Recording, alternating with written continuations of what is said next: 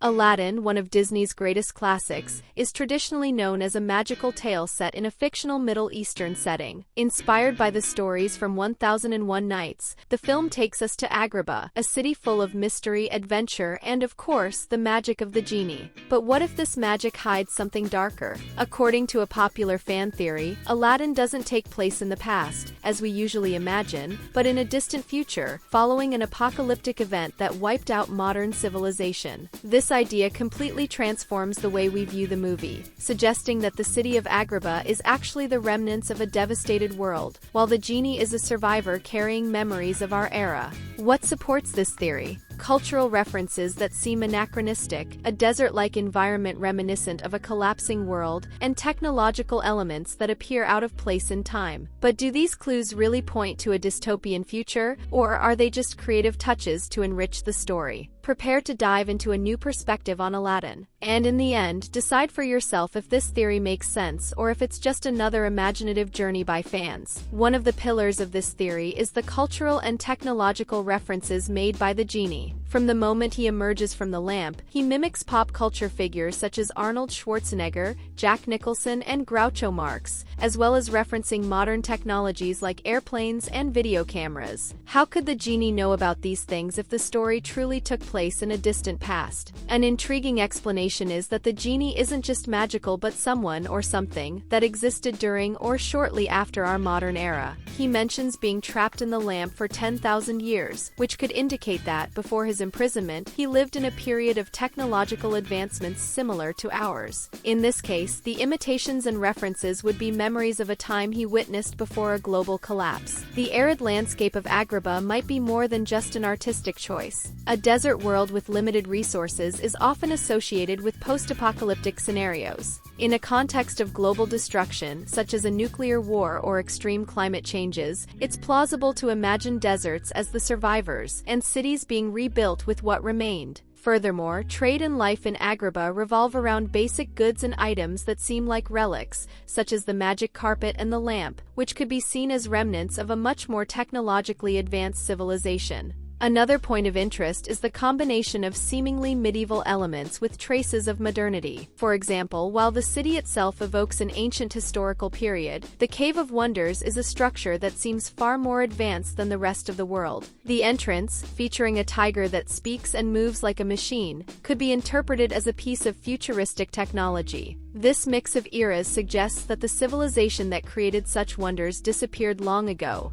leaving only traces that subsequent generations interpreted as magical or supernatural. The genie is a key figure in this theory, and his immortality reinforces the idea that he may have survived a global collapse. When he says, 10,000 years gives me such a crick in the neck, he might be indicating that he truly lived through millennia, witnessing the rise and fall of different civilizations. This would explain his vast knowledge and at the same time his frustration at being trapped in the lamp for so long. Additionally, his enthusiasm for returning to the world can be seen as the joy of someone who finally has a chance to interact with humanity again, even if it's in a much more primitive state. Jafar's desire to become the most powerful man in the world might stem from an attempt to restore what was lost. In the context of a devastated civilization, the quest for absolute power could be interpreted as a desire to regain control over the technology or resources that remained. His obsession with the Cave of Wonders and the magic lamp reinforces the idea that these items are more than just artifacts. They are relics of an era when the impossible was achievable.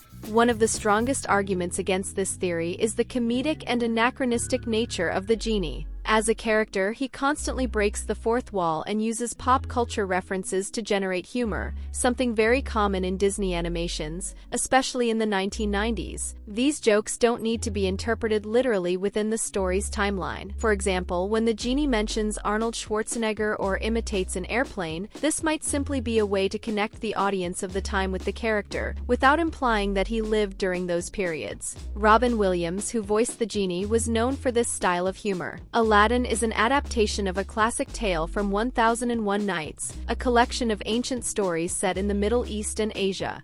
Disney often takes creative liberties with its adaptations, but still respects the roots of the narratives. The setting of Agrabah and the magical elements are consistent with the fantasy genre. Furthermore, the mix of eras might simply be a visual and narrative tool to enrich the film's world. The Cave of Wonders, for example, is more a manifestation of fantasy than evidence of advanced technology. The creators of Aladdin never suggested that the story was anything other than a classic fantasy. The setting, costumes, and scenery were designed to evoke an exotic and magical world, not a futuristic one. While it's fun to interpret the genie's references differently, there's no concrete evidence behind the scenes to support this theory as something intentional.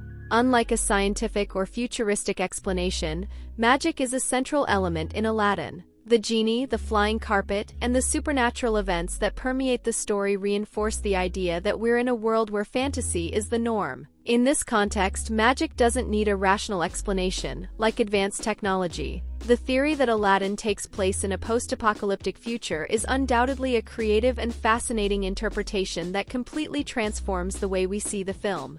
The genie's modern cultural references, Agrabah's desert setting, and the strange mix of medieval and technological elements support the idea of a world rebuilt after a civilizational collapse. It's intriguing to think of the genie as the last witness of a lost era, carrying memories of an advanced humanity that was destroyed. However, a closer analysis of the film reveals that many of these points can be more simply explained. The genie's anachronistic humor serves to connect with the audience of the time, and the mix of visual and narrative elements reflects Disney's creative approach, inspired by both classic tales and modern sensibilities. Moreover, magic pervades the universe of Aladdin so deeply that it replaces the need for rational or scientific explanations. In the end, this theory isn't canonical but adds a new layer of appreciation to the film. It makes us look at the details with more curiosity and imagine how the story could be interpreted from different perspectives. And now we want to hear from you. Is Aladdin a magical tale as we've always believed, or is there something darker and more futuristic behind Agrabah? Share your opinion and leave a like. Click on the video that's appearing on the screen and see you next time.